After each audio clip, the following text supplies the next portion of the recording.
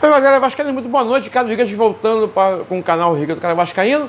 Vamos comentar rapidinho aí sobre os adversários do Vasco, né? Na Copa do Brasil e na Copa Sul-Americana, respectivamente. Né? Vamos falar primeiro da Sul-Americana, né? Que o adversário dos playoffs já é conhecido, que é o Independiente Del Valle, do Equador.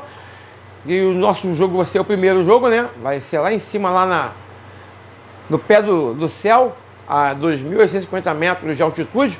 Né? Mais jogo na altitude. Parece que o Vasco gosta de voar alto, mas ele tem que voar alto em outras circunstâncias, né? Voar alto no Brasileiro, voar alto nas atuações, né? Mas é o que tem. O voo alto que tem é jogar na altitude, né? E caso o Vasco passe, né, pelo Independiente Del Valle, vai pegar também outra altitudezinha de 2.650 metros, que é o Muxuque Runa, também do Equador. Né? Eu tô falando pra você, cara, que o Vasco gosta de voar alto, mas pelos motivos errados. Ele tem que voar alto com as atuações, com contratações, com gestão competente.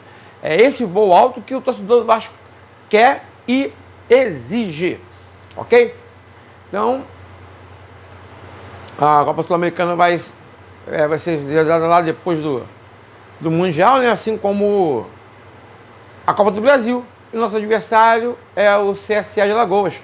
Né? CSA de Alagoas é esse time que eliminou na terceira fase o Grêmio de Porto Alegre, com 2 jogos, né? Uma vitória lá em Maceió por 3-2 e empate sem gols, 0-0 lá na Arena do Grêmio, né? Que deu um rebuliço danado com essa desclassificação. O Grêmio foi eliminado dentro da própria casa, e confusão, teve briga de torcedor, confusão danada, reclamação depois lá no CT. O Grêmio também está com a campanha do brasileiro também bem pífia, né? Está bem complicada a situação do Grêmio, tanto no brasileiro, né? Na Sul-Americana também aí, meio estranho.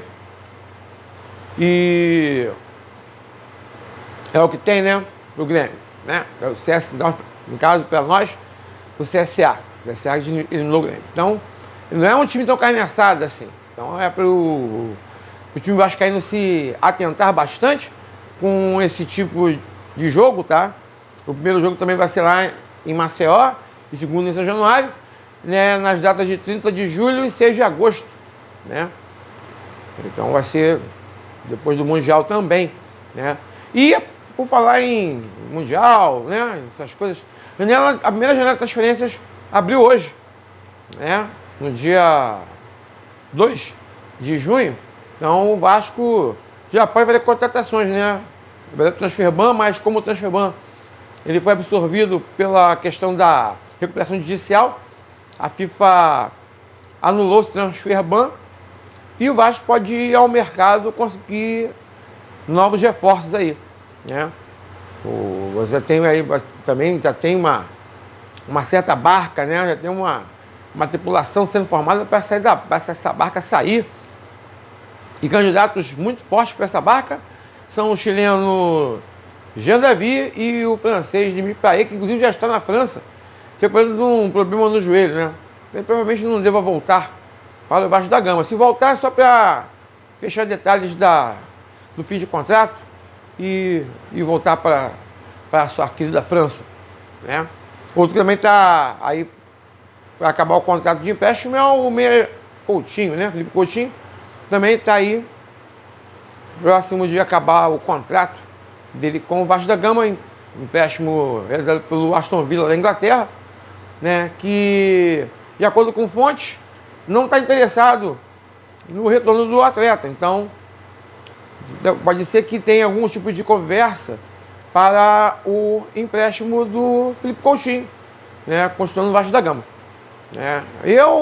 Na minha humilde opinião, seria também bem-vindas as saídas de Lorde Augusto, a venda, caso seja confirmada, né, do Lucas Piton sair, né? Que também já tem algum tempo que existem especulações a respeito do Lucas Piton. Seria uma boa hora dele conseguir outros ares, né, lá na Itália. Ele tem cidadania italiana, já teve até cogitado a ser convocado para a seleção. Seria mais fácil ele ser convocado lá e jogando por uma equipe local, né? Então, fazer o Piton também sair, né? Jorge Augusto, o Jean Davi e Dimitri Payet, né?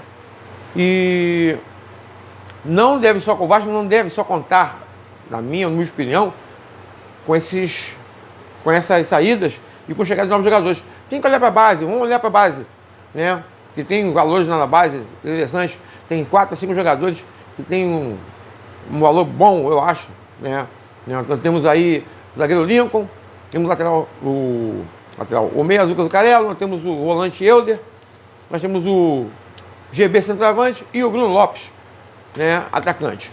Né? São cinco jogadores interessantes das categorias de base do Vasco, a meu ver, né? Fora o Estrela, que está em recuperação aí na fase final de transição, né? O David também está na fase final de transição. E o Alisson aos poucos está retornando aí à sua forma, né? Mas, volto a dizer, o CSA é um time muito bem armado, muito bem treinado, está na Série C do Brasileiro, né? Mas é um time arrumadinho. E nós já vimos que o Vasco passa sufoco quando você tem times bem armados tecnicamente, armados taticamente, assim como foi com o Operário, nas 2 partidas, na ida e na volta, com o próprio Lanús, no empate aqui sem gols e com a vitória por 1-0 lá. Também foi um time muito, sabe, o que está fazendo com a bola, sabe, não é um bom time, mas sabe, não tem bons valores, mas sabe o que vai fazer no caso de ter que atacar, né? Então o Vasco tem esse problema. Como o Vasco é um time em formação ainda, né? O Diniz ainda está tentando a melhor formação, o melhor esquema tático, né? Ele tem aí, vai ter a parada no Mundial para realizar treinamentos, né? Porque os treinos, na verdade, estão sendo no campo, né? Cada partida você vai lá dar instruções, mas não são instruções de jogo. São instruções de jogo misturadas com instruções táticas, né? Mostrando um pouco do que o Fernando Diniz tem como filosofia de jogo. Então ele está tentando implementar mesmo nas partidas, porque o Campeonato Brasileiro, esse calendário nosso é um calendário bagunçado, corrido, né? É um dos motivos do nosso futebol estar em declínio, tá certo? Tanto é que vieram um técnico estrangeiro agora para a seleção brasileira. Não sou xenófobo, tem que realmente ver técnicos competentes para ver se coloca alguns valores que nós temos aí jogando. Montar um time, né? Precisamos montar um time. Mas é isso. O CSA e Vasco, primeira partida, e segunda partida, 6 de januário. Entre os dias 30 de julho e 6 de agosto. Aqui foi o Ricardo Rigas, falando para o canal Rigas do Canal Vascaíno. Quando comentem, compartilhem, se inscrevam no canal. Tenham todos uma boa segunda-feira, uma boa noite de sono.